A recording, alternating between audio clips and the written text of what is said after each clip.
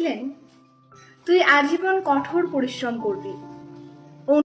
গাধাকে সৃষ্টি করার সময় সৃষ্টিকর্তা বলেছিলেন, তুই আজীবন কঠোর পরিশ্রম করবি, অন্যের বোঝা বয়ে বেড়াবি, তোর মাথায় কোনো বুদ্ধিও থাকবে না, তোর আয়ু দিলাম 50 বছর। গাধা তখন সৃষ্টিকর্তাকে বলেছিলেন, এত কষ্ট করে আমি এতদিন বাঁচতে চাই না, আমার আয়ুটা কমিয়ে 20 বছর করে দিন। সৃষ্টিকর্তা তখন গাধাকে বলেছিলেন, ঠিক আছে, তুই 20 বছর বাঁচবি।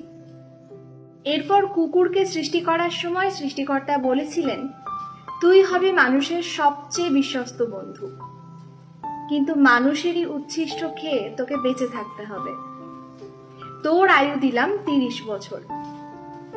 কুকুর তখন সৃষ্টিকর্তাকে বলেছিলেন, দয়া করে আমাকে এতদিন বাঁচিয়ে রাখবেন না, আমি এতদিন বেঁচে থাকতে চাই না, আমার আয়ুটা কমিয়ে 15 বছর করে দিন। সৃষ্টিকর্তা কুকুরের কথা শুনে বললেন, ঠিক আছে, তোর আয়ু 15 বছর। এবার বানরকে সৃষ্টি করার সময় সৃষ্টিকর্তা বললেন, তোর একমাত্র কাজ হবে লাফিয়ে লাফিয়ে এক গাছ থেকে আর এক গাছে ঘুরে বেড়ানো আর তামাশা দেখিয়ে মানুষকে বিনোদন দেওয়া, তোর আয়ু দিলাম 20 বছর।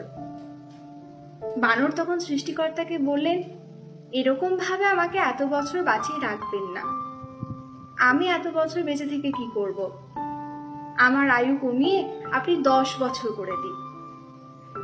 সৃষ্টিকর্তা এবারও বানরের কথায় রাজি হয়ে গেলেন আর বললেন, ঠিক আছে, তোর আয়ু 10 বছর। সৃষ্টিকর্তা এইবার মানুষকে সৃষ্টি করার সময় বললেন, তুই হবে সৃষ্টির শ্রেষ্ঠ জীব, সবচেয়ে বুদ্ধিমান এবং বিচক্ষণ, তোর আয়ু দিলাম 20 বছর।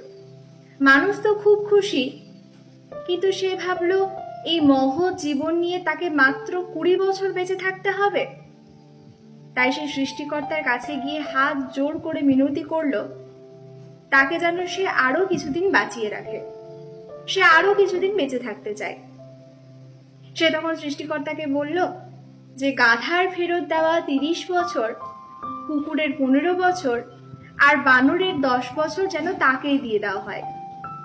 সৃষ্টিকর্তা তখন হাসতে হাসতে বললেন, পাগলেও নিজের ভালোটা বোঝে, আর তুই বুঝলি না?